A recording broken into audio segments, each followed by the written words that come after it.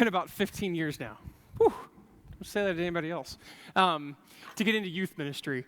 I started in a sweet little church in St. Charles, Missouri, in outskirts of St. Louis. Grew up, and they gave me my first opportunity to be in paid ministry. Really, my job was just trying to connect students with Jesus Christ.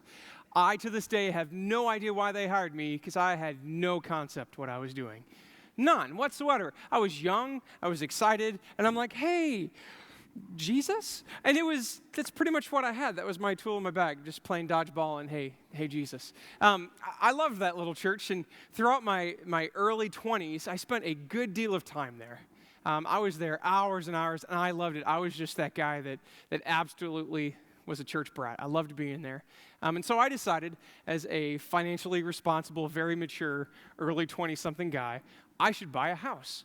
So I'm like, you know what? I'm at church all the time. I should probably find something cute, something little, something right next to church. And that's what I did. Bought a little house. It was a fixer-upper. My stepdad and I did a lot to fix it up. And by sheer dumb luck or whatever you would call it, I made a couple bucks off that house. And so now that I'm a financial mogul in my mid-20s and know exactly what I'm doing, I had the opportunity to go to Ohio and become a junior high, senior high minister at a church out there. And I thought, well, if it worked out so well the first time, obviously I'm going to do the same thing the second time. So I got in Ohio, and I literally found a house a tenth of a mile away. I think I could see it from the front porch. Bought a little house, and it didn't work at all.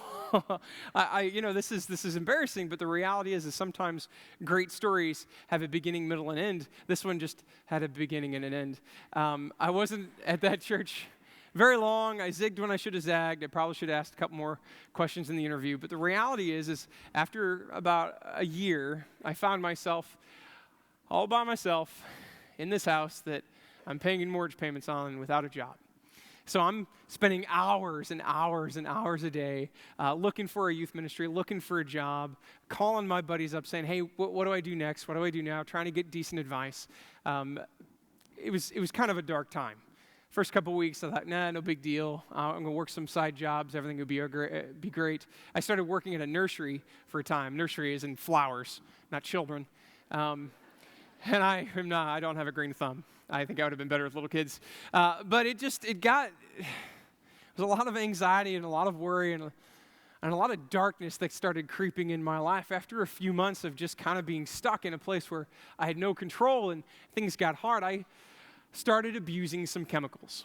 I started reaching out and running towards happiness, something that I could grab with my hands because very little of my life was going the direction I wanted. And so I did. I fooled around with some ridiculous things. And for accountability and for a laugh, I brought you some of those chemicals that I fooled around with.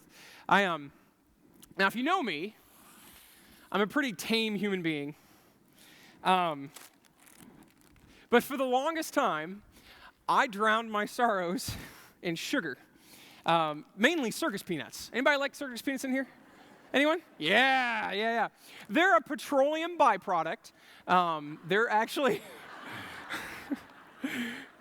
No, yeah. Anyway, they're fluffy goodness of joy and happiness. And I would kind of just be by myself alone in a situation where I was in control of very little, and I decided this was my happiness. I would shove it in my mouth, I would chew and fall asleep and wake up and do the day all over again. If you're anything like me, maybe you've chased some fabricated happiness.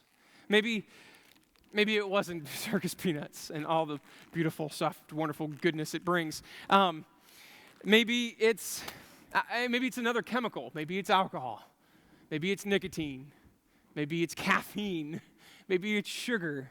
Whatever socially acceptable or unacceptable thing, maybe we run after to try to get that momentary chemical happiness, that little smile in our heart because our joy bucket is so empty. If you're anything like me, maybe you run after things like promotions where you think, man, if I only had 5 or 10% more, my life would be perfect. Get that boat I've always wanted, family would be happy. And then as soon as that 5 or 10% rolls around, you've got other financial obligations and it just kind of dissipates. Maybe happiness to you is relationships. I love connecting with human beings. absolutely love connecting with human beings. And sometimes, as you know, relationships are a roller coaster. One day, it's a fantastic, wonderful thing, and the next day, you're by yourself, uninvited, and alone. Happiness is based on our circumstances, just the things that happen around us and how we react to them. Matter of fact, happiness one day is a beautiful, wonderful thing, and the next day, it kind of kicks you in your shins. Gentlemen, who loves sending flowers to their wives? Wives who likes having their boys in their life send you flowers. It's a good thing. Matter of fact, this is kind of what happens in my mind. This may be reality or whatever. But like, you send flowers to your girl at work. At work, you've got flowers on a desk, and just everybody goes, and like, oh, they're so pretty. He's such a great guy. He's so awesome. Oh, he's a keeper. Now, if you keep doing that, you keep sending flowers to this girl, the girl's gonna be like, oh, that's great, or oh, that's nice, and maybe 4 or 5 months down the road, all these ladies and all these people around your girl's desk now saying, oh, it's flowers again, huh? Where's the diamond? Where's the limos? I mean, happiness one day is a great thing, and the next day it's like, oh, that again. If you're anything like me, sometimes guys, stress at work. There's a lot of things on our shoulders. We come home, and if you've got kids, if you've got family, if you've got people around, if you've got 9 cats, whatever you got, your choice, I don't care. Sometimes when you get home, guys, you just want to unplug. I want that warm, beautiful hug from ESPN to tell me everything's okay. I want to know that my Cardinals are still in the Central doing great things. I just want to put blinders on to human beings, even though I love human beings and relationships so very much. Sometimes I just want that wonderful glow of the TV to give me a nice warm hug and give me some happiness. But again, if we chase after these things, they're so just here today and gone tomorrow. Today, we are continuing in the series of lifelines. And today we're talking about joy compared to happiness. Happiness is very circumstantial. Things that happen to you. If I give you $1, you'll say, oh, whatever. And if I give you a car, you're like, oh, best friends. If the car doesn't work tomorrow, like, argh. It's just a roller coaster. We're going to be comparing happiness to joy in the Lord. And joy is that inside smile that's a reaction to whom God is in our lives. Remember back, if it's been 2 hours, 2 weeks, 2 decades or more, do you remember when Jesus became real to you? Do you remember when it wasn't your church's faith anymore? Maybe when it wasn't your parents' faith anymore. Guys in high school, when it wasn't your girlfriend's faith anymore. And it was true. It was yours. And in your heart, you knew that there is a God that would literally move heaven and earth because he loves you so much that he wants to bring restoration to your broken life. Do you remember that? Remember when you kind of puffed up a little bit? Remember when you had like a bounce in your step and you're like, yeah, I like this. This is good. Remember that feeling of joy that was so overwhelming that it changed your life? That's the joy we're searching for this morning. Not necessarily the happiness that comes and goes, that withers, is beautiful today, but withers tomorrow. Some of these lines we're going to be looking at in Philippians 4. If you want to grab your phones, your tablets, if you want to go old school and get out a Bible, go for it. Philippians 4. We're going to start at 4, but we're going to go through a bunch of verses because there are so many lifelines that we look at. When life starts crashing down on us, when things are in the bleak, dark time, there are things that we can just grab onto in these verses that bring us joy and bring us hope, bring us comfort. And it pounds just the fact that our joy needs to be in the Lord and not in circumstances. So as we turn to Philippians 4, let's give you a quick background of what's happening. Philippians, the entire book has been written by Paul to a group of believers in Philippi, which is a Roman city. It's got a garrison there. There's tons of military. It's just a happening town. Now, Paul, you see some amazing language in Philippians. Some loving kindness. This is a gentleman not writing a letter to someone that he's never met. This is a guy writing a letter to his mom, to his grandma, to his cousins, to his aunts. He loves these people. He cherishes these people. In some of the first verses in chapter 4, he says, "You are my pride and joy. You are the reason why all this hard work is paying off, because I can see people that were used to be outsiders, that had no idea who God was, had no idea who Jesus was, but now they're insiders." And there's this church in Philippi. So you can see not only Paul the apostle writing, you see a dad, you see a brother, you see a son writing these people that he's spent so much time with, that he loves truly, and he's writing from jail. So keep that in mind. A wonderful letter to his loved ones, and he's in jail. Jail, not like prison we would have today. He is under house arrest. He is unable to leave the home. He can do nothing for himself, and he is basically saying, "Church at Philippi, thank you for sending me money so I can eat. Thank you for sending me resources so I have clothes to put on my back. There is nothing I can do for myself. Thank you for supporting me. Thank you for loving me." So keep those two things in your back of your mind, that this is a personal, wonderful relationship between Paul and the people of Philippi, and that he's in jail. Paul starts this chapter out by calling out publicly two dear women in the church. I am not going to do that. I don't think it would be wise of me to say, "Hey, that Bob family over there, and hey, that Taylor family over there, you got issues, you need to straighten that up." Paul has enough guts to do it because he has this personal relationship, and in public says, "You two ladies are amazing people of the gospel. You have been doing amazing things in your town to share with other people. Stop it. Be like-minded. Come together. I don't care if someone stole your apple pie recipe, if you wore the same dress the same day at church. I don't want to go too far into this. I have no idea what it is. But he is saying the cure for discord is rejoicing in the Lord." And that's where we start in Philippians 4:4-7. Let's read it. "Rejoice in the Lord always, and again I say rejoice." The very first line here is one of those great lifelines. Rejoice in the Lord sometimes when things look happy. No, rejoice in the Lord always. And again, I say rejoice. "Let your gentleness be evident to all. The Lord is near. Do not be anxious about anything, but in every situation, by prayer and petition with thanksgiving, present your requests to God. And the peace of God, which transcends all understanding, will guard your hearts and your minds in Jesus Christ." We are called to rejoice. No matter what our circumstances, no matter what our situations, no matter what is happening around us, to us, and through us, Paul is commanding us to be people firmly rooted in who Jesus Christ is in our lives. We are called to firmly stand in the joy that we find in God and not in the circumstances around us. Even though we live in a world where doubt, fear, and hostility are common, and it challenges us to rejoice in every circumstance, he says, "In everything you do, rejoice in the Lord." When we are focused on Christ, the rest of life's details oftentimes melt into the background. When we are self-focused, when we are worried about today, what's happening with my life, what's happening with me, and if you're anything like me is a big deal. We kind of take care of number one a lot. And he's saying, don't worry. Don't be anxious. Now, that is a difficult thing to say in this day and age where anxiety is through the roof, when we have so many people that we love, that are dear to us, that we are friends with, it might even be ourselves, that we struggle a lot with anxiety. I am not a doctor. I'm not looking at you and saying, "Well, just pray it away, people. It's what we can do." But honestly, I don't want to water down the scripture. I don't want to water down what Paul is telling us. He is challenging us and says this: don't worry. Stop thinking solely about yourself. Think about others. He gives the prescription after rejoicing. He gives a prescription of how to help us stop worrying about what's happening in our lives. He says to prayer, petition, request, and thanksgiving.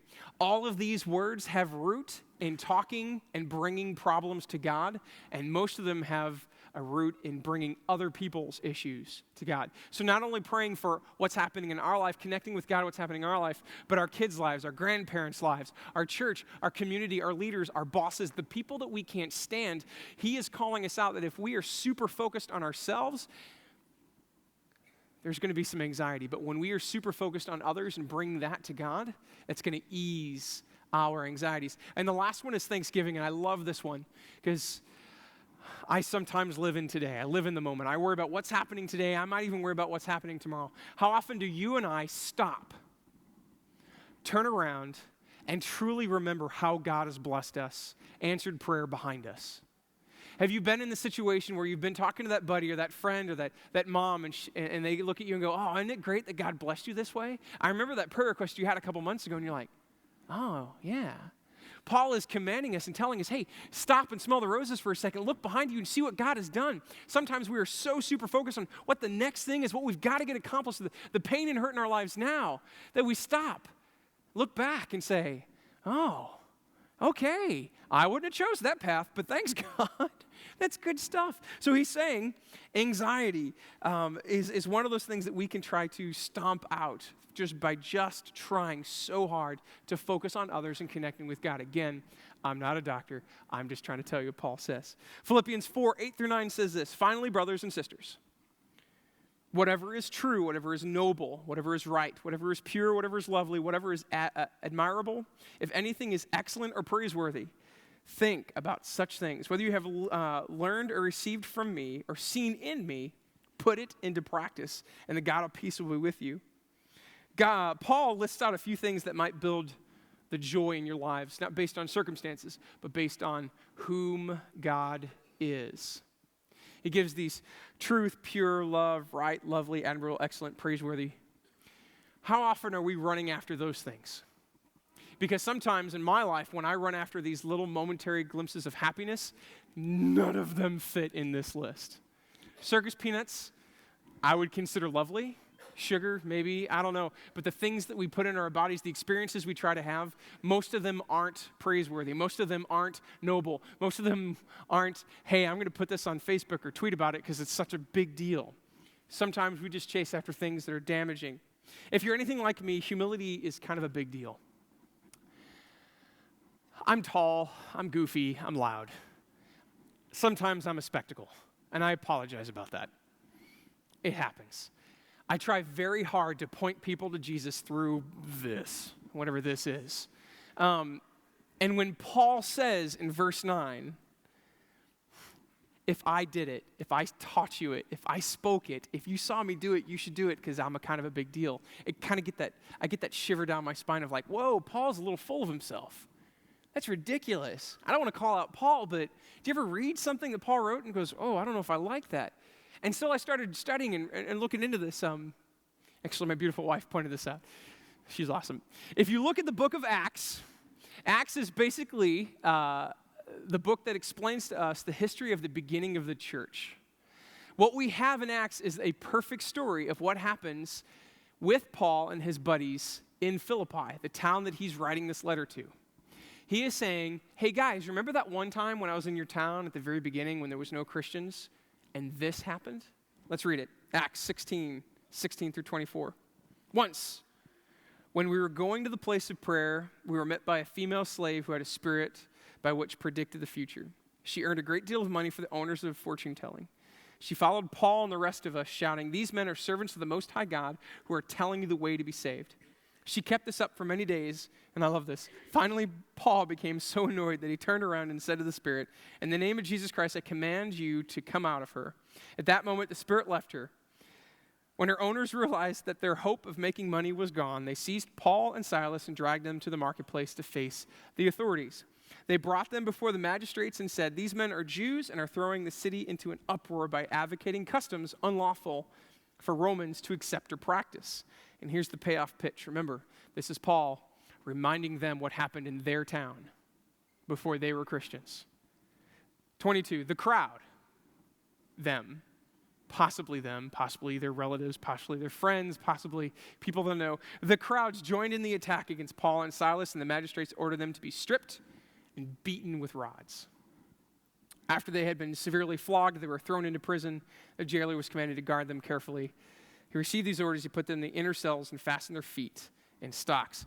Paul is talking to these friends, these family members of him in Philippi that reminded them, hey, remember that one time that your town, maybe even you, before you were a Christian, stripped me naked and beat me in front of everybody and then threw me in jail?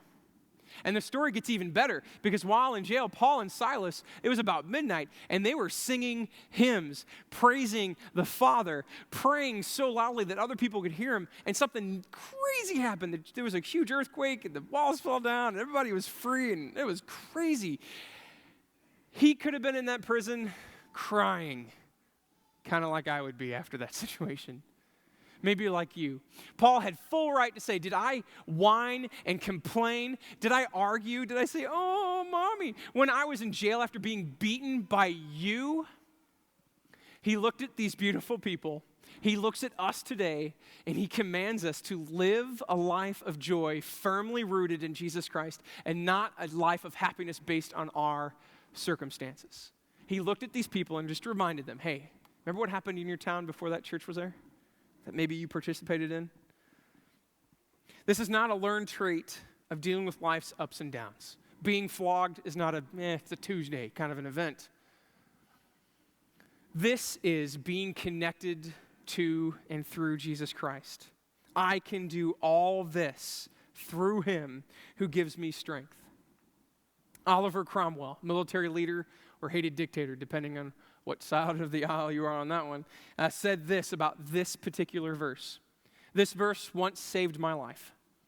It was the one beam in a dark place of utter hopelessness and misery which followed the death of my son. We are called to be people of joy, not based on circumstances, but based on who God is in our lives. So now that we've talked a few things about rooting our lives in joy in Jesus Christ, here are 3 ways through this piece of Scripture that we just read to try to build on that. None of them are easy.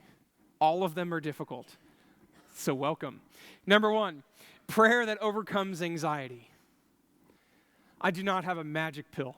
I am just reading Paul's words to us. When we live a lifestyle of journaling, when we live a lifestyle of grouping up and sharing our prayer requests, when we live a lifestyle of prayer first, be angry, and self-centered second, we can start to chip away and destroy this anxiety and worry in our lives. When we are firmly rooted in today is a day that God has amazing plans for me, instead of, you know what, I'm damaged, and how dare they? How dare they hurt me? How dare they not give me the opportunities to spread my wings and fly? When we live a life of prayer that overcomes anxiety, we are living out a life of joy.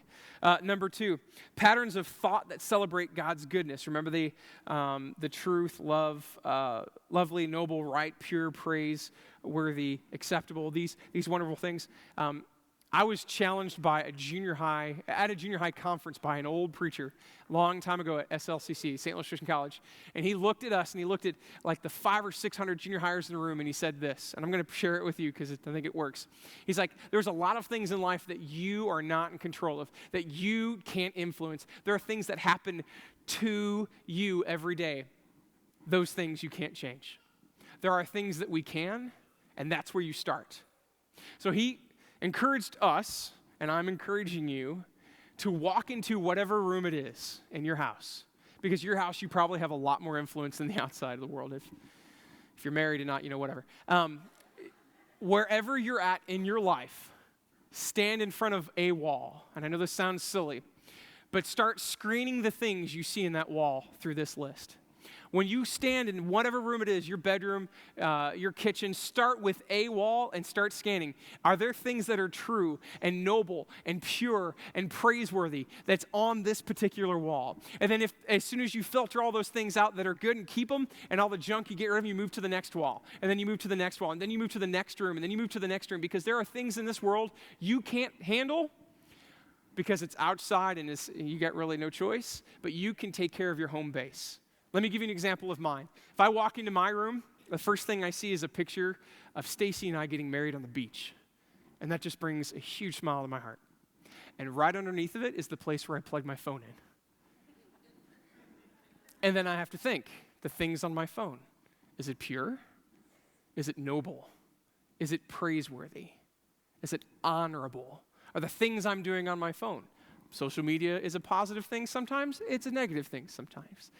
Angry Birds. What do? There are things in my life that if I go wall by wall and filter this out, Am I, and this is the third one, am I living a lifestyle that embodies the gospel? Number 3, Charles Spurgeon, famous 19th century preacher, said this in a message about joy. I believe that a man of God, under trial and difficulty and affliction, bearing up and patiently submitting with the holy acquiescence and still rejoicing in God, is a real preacher of the gospel. Preaching with an eloquence which is mightier than the words can ever be, and which will fill or will find its secret and silent way into the hearts of those who might resisted other arguments. Church, he's basically saying we catch more flies with honey than vinegar. When our joy bubbles up, when we get excited because of Jesus Christ and not sad and bummed out and angry and defiant and jaded of our circumstances, other people are going to step up and ask what's going on. Our words may fall on deaf ears when we try to reach those that we love dearly for Jesus Christ, but he says the greatest preacher I've ever seen is somebody who lives joy out. I'll leave you with one story. One last story. I never met Grandpa Paul. Stacy's grandpa died years before I met her, before we had a family, before we had kids. But I've heard many stories about Grandpa Paul. Grandpa Paul was a deacon for decades. He was a short, big-shouldered mailman who basically ran his route, not walked, ran his route every day. And what Grandpa Paul was famous for was his attitude of joy. Wherever he was at, no matter what the circumstances, what was happening in his family, he had a smile on his face, and he bubbled over with joy, and people were drawn to it. Talking to Grandma Maxine, talking to Stacy's dad, having these conversations at Christmas or Easter, and talking about Grandpa Paul, they always put a smile on their face. The last 5 years of Paul's life was very difficult. ALS, Lou Gehrig's disease, is a horrible thing. This man lived a life where he could literally probably pick up his entire family, literally pick him up, move him around, took care of him, loved him. He didn't rely on anybody. He just took care of everyone else. In the last 5 years of his life of declining health because of ALS, the roles were reversed. Everyone else had to take care of him. There was so many opportunities to complain, to be bitter, to be angry. The stories I've heard about Grandpa Paul, never a complaint. He was singing Gaither in hospice. He was praying for others. He was worried about others before he was worried about himself. This was a man that was living a life of joy, not based on his circumstances, but based on his relationship with Jesus Christ. And that's my challenge for you. The commandment of Paul of rejoice in the Lord always, and again I say rejoice, anxiety, all things I can do through him who gives me strength, are these wonderful lifelines that we have the opportunity to be rooted in joy. What would it look like? What kind of freedom would you have in your life if you didn't have to chase after happiness and ultimately be saddened every time? What if we were a congregation? What if we were families of people that lived our lives based on Jesus Christ and the joy we find into that? Could we change this town? Could we change our families? Could we change our work? That's my prayer, and that's my challenge for you. That's my challenge for me. Let us be people that run after Jesus Christ and not just circumstantial happiness.